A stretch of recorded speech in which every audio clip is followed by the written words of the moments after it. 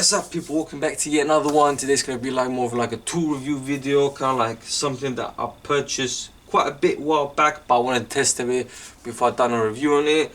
Always on my mind, it was like, you know, I need like a long spanner set. I like the idea of obviously you got your basic spanners, like they're gonna have like a standard size, like, you know, 19 on this Milwaukee and then a 10mm on this Milwaukee over here. I did purchase before, well, I did invest in a spanner extension, which basically hooks on in a way onto the spanner, and then obviously allows for more leverage for the job. You're trying to loosen a fastener or whatever. It works. I've been using that for years. It's a handy tool. I recommend it 100%, because obviously it extends your whole spanner set rather than just buying a whole set of long spanners. Downside with that is obviously because it's a two-part tool and it's not like a one tool, you're gonna have some play when you hook it, so you need to support it. So if you don't have the room, that's a bit of a pain. And then plus it basically makes the tool a little bit more bulkier, obviously because of the shape of the hook, to obviously have the strength not to break. So, you know, if you ain't got a space, it is a little bit of a struggle. Does the job, gives you the leverage, but it's a bit of a pain when clearance is an issue. So I was like, let me get myself some long spanners. Off to the market. Obviously I didn't go with Snap-on or anything like fancy and stuff like that, because the budget wouldn't allow. So I was looking more like, you know, like mid-range or like low end, if some people might want to call it. So I came up with this Neilsen's set over here. Part number on this is like CT 4158. I'll put that in the comments down section below, or link, my bad. I mean, this is a like neat case. I don't really use it because I leave the spanners in my toolbox, but yeah, it's a good set for like 35 to like around 40 quid depending on where you look from. It's a 6-piece compared to like most of the 5-piece set that I was looking at. And then the thing that stood out for me is the 22 to 24mm spanner.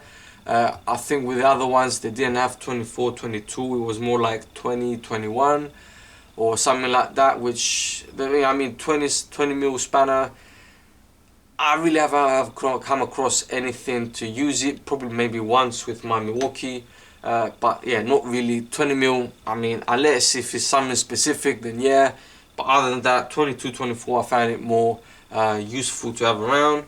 6-piece spanner set, obviously varying in length, but obviously longer compared to your standard ones.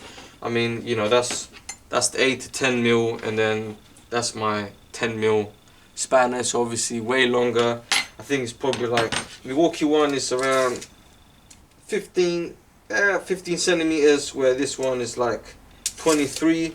So, you know, 8 centimeters longer for extra leverage for those tight areas, and especially, you know, when you get to like tight areas and then you like hanging with like 2 fingers trying to like break off the fastener, you know, that extra 8 centimeters is gonna make a difference. The set comes with 6 spanners. Got the smallest one being 8 to 10mm, second one 12 to 14, mainly for Japanese, so that's what I've been using a lot lately. 13 to 15, mainly towards German cars, I'd say, but you know, other cars as well. 16 to 18, I would say similar section to like German cars. 17 to 19, Jap cars, I would say, so like 8 to 10mm, 12 to 14, 17 to 19 are the ones I use most commonly when working on Japanese cars.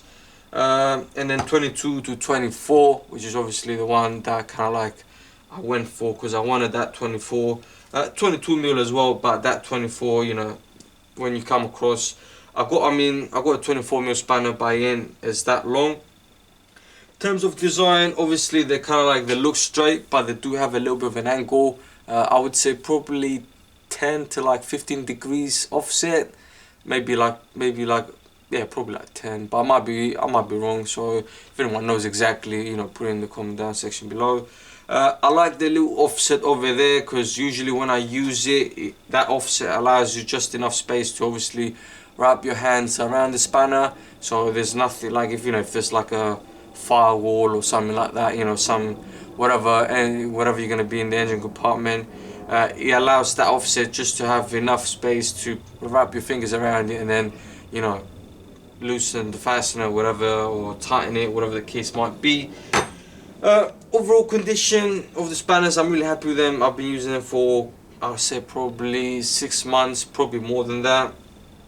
I did use the spanner extension on them as well, just to see how much they can handle, and then didn't have any problem. The spanners didn't bend. They seem to be good quality. You know, I wouldn't say snap-on quality, but I can get the job done, and then, you know, it fits within my budget. I would recommend these if it was like a beginner or something like that, or someone that's kind of like wants to like upgrade the spanner set to like longer spanners. You know, they're good for the price. They don't break the bank, and you know, they get the job done. So pretty much for a standard box and spanner, I'm happy with these. Can't complain. Obviously, ratcheting spanners, I'm gonna get that into a later video. But yeah, ideally I would preferably go with standard ones, because obviously with ratchet spanners, depending the design and stuff, you can't put a lot of torque on them because of the, obviously, of the mechanism.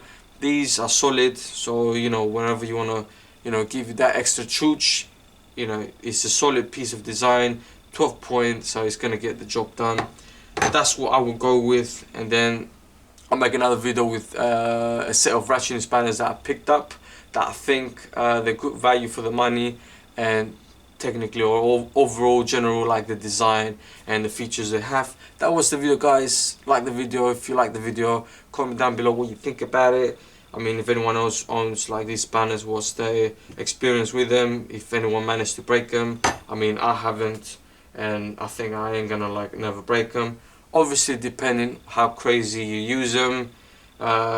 Obviously, he is a tool, and then he has like his limits, but for overall condition of them, I'm happy with them. That was the video, guys. Like I mentioned, comment if you got anything to say, and then I'll see ya in the next video.